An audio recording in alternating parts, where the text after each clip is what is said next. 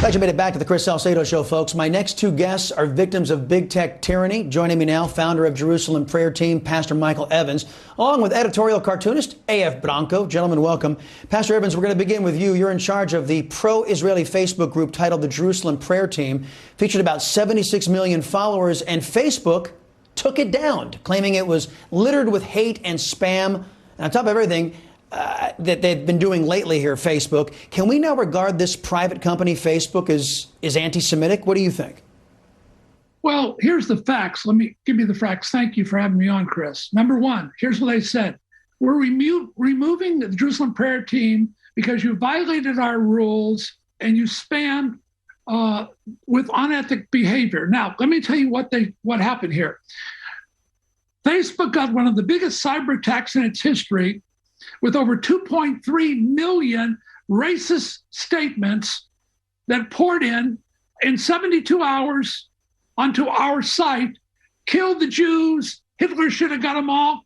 Our site is to defend Jews, not to do that. By the way, with every comment is the photo of me and Benjamin Netanyahu next to the comment. So Facebook blames me. Here's what happened. This was a terrorist Hamas cyber attack upon Facebook, and Facebook paid ransom, and the ransom was the Jerusalem Prayer Team. Now, my son and I are getting death threats over this, but I can tell you who did it. His name is Ahmad Salah. He's from Jordan, and here's what he said to Al Jazeera. I hacked the page because it did not reflect the real image of Zionism and to stand under His Majesty's firm stance on the Al-Aqsa Mosque. The page was created to glamorize the public image of Zionism. By the way, he used bonnets, which are used to create millions of comments.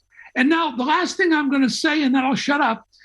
The Pakistan Daily, the rate of the social network giant Facebook has dropped from 4.0 to 2.5 on Play Store. So here's what happened. Their income dropped because millions of Muslims went after them. They had to serve somebody up. They served us up. I got you. Mr. Branco, I want to get to you. Your anti-Hamas cartoon featuring the squad posted on several web articles, which led Facebook to threaten to remove those news sites who were featuring your political cartoon here showing the squad. There are a bunch of anti-Semites there in the squad, AOC, Rashida M.F. Tlaib, and Ihlan Omar. It seems to me that Facebook is dedicated to protecting anti-Semites. Am I wrong? I don't think you are. alphanews.org is a subscriber of mine, and they posted the cartoon on Facebook. Facebook took it down, claiming that it violated their community standards. But ironically, or funny enough, it doesn't violate their community standards to have anti-Semitic, pro-Hamas memes and cartoons on theirs. It's a double standard, obviously. Yeah, it's a double standard. I want to get you both to weigh in on this. Give me about 45-second responses each. Pastor, we'll start with you. How essential do you think that it is that the Congress act to promote competition so that these left-wing, again, I think we were establishing here, they're anti-Semitic pages, Facebook and Twitter, that there's competition out there? What do you think? Well, 100%. Listen, here's what I'm asking for. I'm asking, and I'm saying it on your show, I'm asking every senator, conservative senator who watches your show to contact Mike Pompeo, my dear friend, a Jerusalem Prayer Team follower, and say, I want the facts, because if I want all these facts on what really happened, because I want to write a letter to Mark Zuckerberg. Now, to me, that's what needs to happen, because somebody's lying.